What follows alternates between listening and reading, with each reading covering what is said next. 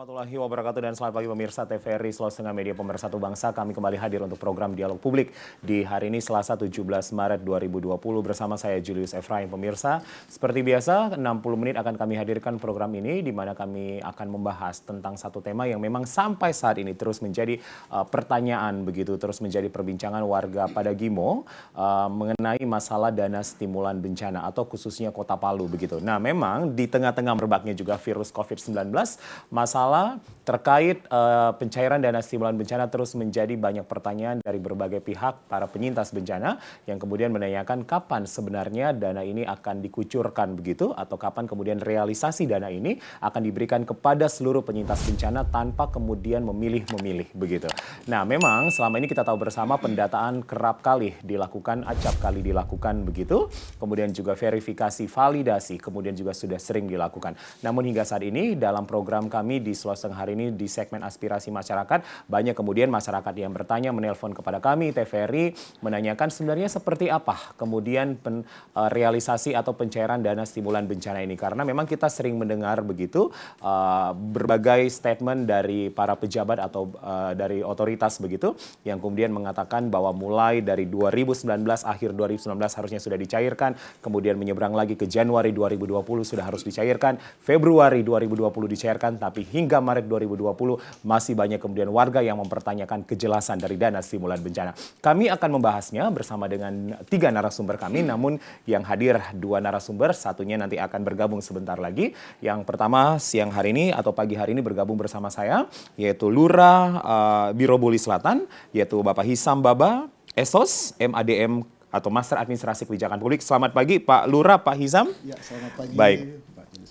Terima kasih sudah hadir bersama kami. Dan juga pemirsa, kami menghadirkan satu lurah lagi, yaitu Lurah Pantoloan, Pak Ramli SCM ADMKP. Selamat pagi Pak Ramli. Selamat pagi. Baik, ini ada perbedaan. Nanti kita akan bahas, kita akan compare Pak Hisam di Birobuli belum sama sekali ada pencairan begitu. Kemudian Pak Ramli sudah begitu Pak, sudah di tahap kedua ya. Baik, nanti kita akan tanyakan begitu pemirsa bagaimana kemudian kenapa ada lurah atau ada kelurahan yang belum sama sekali dicairkan atau mendapatkan dana stimulan bencana ini, dan kenapa pula begitu ada kelurahan yang sudah dicairkan bahkan hingga tahap kedua ini, dan seperti apa kemudian peruntukan atau penggunaan dari pencairan dana stimulan bencana ini pemirsa.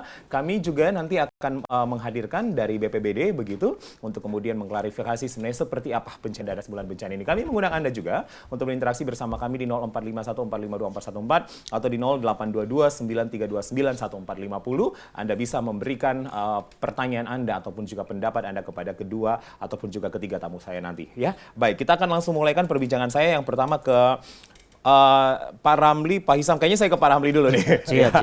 Yang enak-enak dulu ya, Pak. Ya. Yang pahit-pahitnya sebentar ya Pak Hisam gitu. Ya. Pak Ramli, sudah ada pencairan Pak untuk Pantoloan Pak? Alhamdulillah sudah 2 kali pencairan. 2 kali. Jadi artinya 2 kali itu 2 tahapan? 2 tahapan. Tahap pertama gimana berat itu Pak? itu sudah 5 rumah yang sudah dikerjakan, bahkan sudah mau hampir 100% penyelesaian. Kemudian tahap kedua dari 293 rumah rusak ringan dan sedang itu sudah 117 yang sudah punya buku rekening. Baik, kita ulangi Pak. Tahap pertama sudah berapa yang dicairkan Pak? 5 rumah. 5 rumah itu yang rusak berat. Artinya 50 juta Pak? 50 juta. 50 juta. Kemudian di tahap kedua? Tahap kedua dari 293 sama dalam proses verifikasi sekarang, validasi, sudah 117 yang sudah punya buku rekening.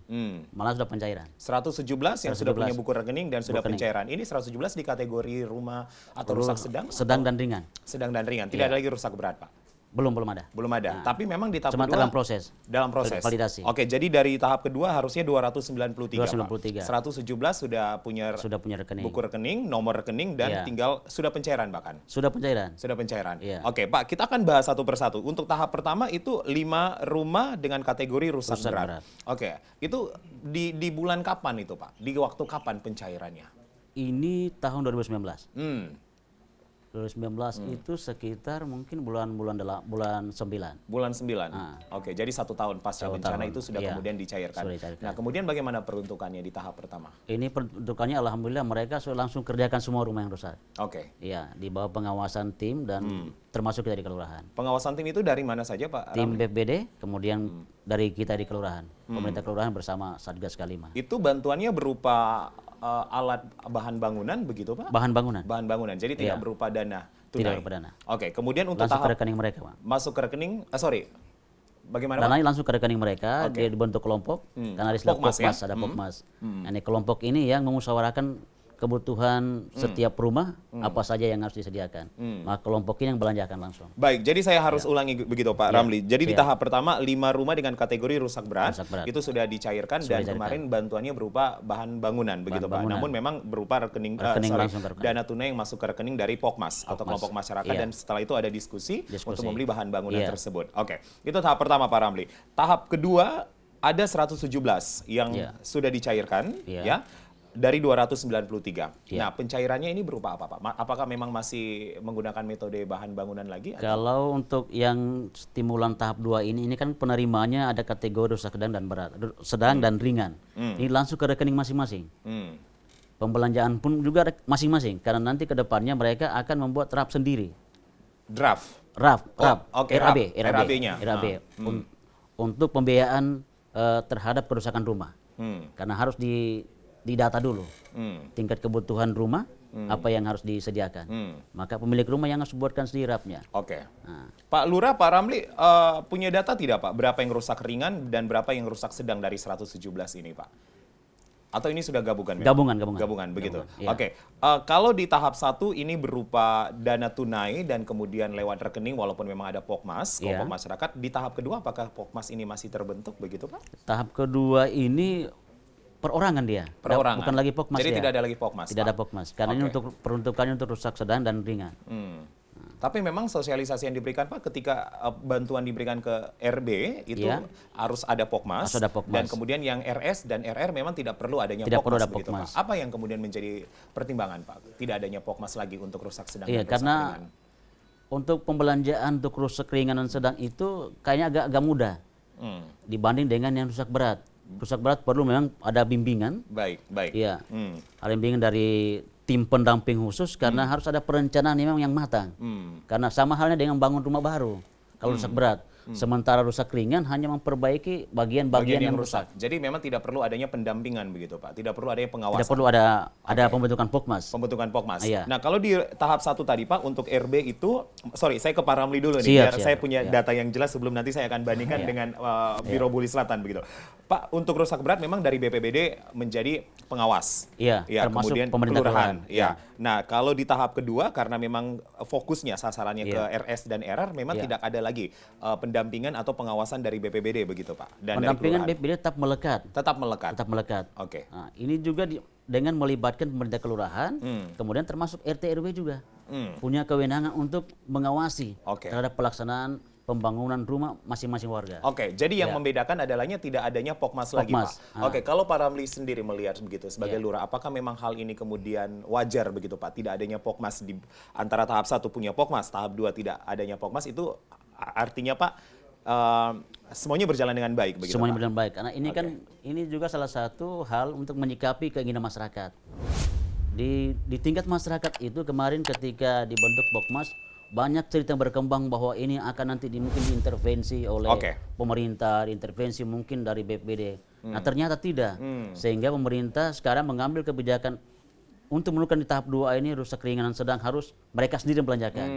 Supaya mungkin ada tingkat kepuasan di masyarakat. Tapi memang cerita ketika tahap pertama dicairkan atau dikucurkan memang tidak ada intervensi sama sekali. Tidak ada. Oke, kalau saya boleh bertanya, jumlahnya memang genap begitu Pak? Genap 50 juta. Dan kemudian dirusak sedang 25 juta, dan rusak ringan 10 juta Pak. Artinya maaf begitu tidak ada pemotongan pajak atau pemotongan yang dilakukan begitu oleh pihak-pihak terkait. Murni terima langsung rekening mereka. Oke, baik. Saya nanti akan sangat banyak bertanya begitu ke Pak Ramli, Lurah Pantoloan, untuk apa peruntukannya dan seperti apa kemudian kondisi terkini dari setiap bantuan yang sudah diberikan begitu. Saya pindah dulu ke Pak Hisam. Pak Hisam, Lurah Biro Buli Selatan. Ya, oke.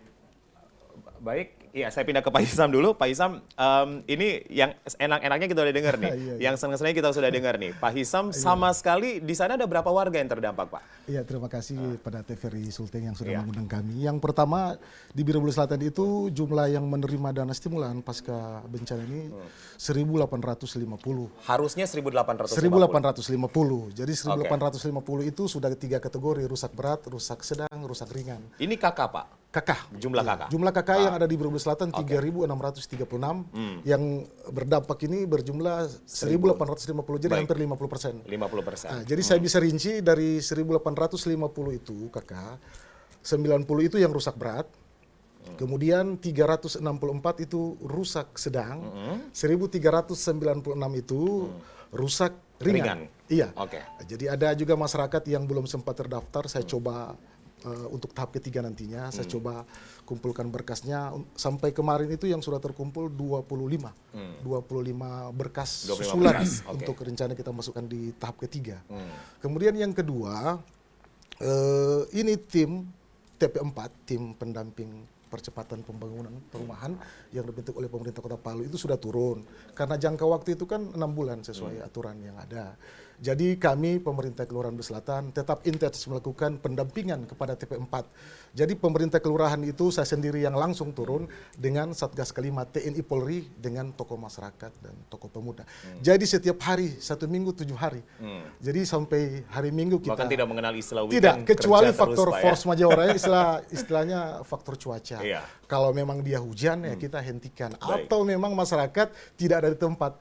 Jadi saya contohkan rusak berat kan jumlahnya 90. Dari 90 90 itu RB rusak berat, itu 60 yang sudah terverifikasi. Oke. 30 yang belum.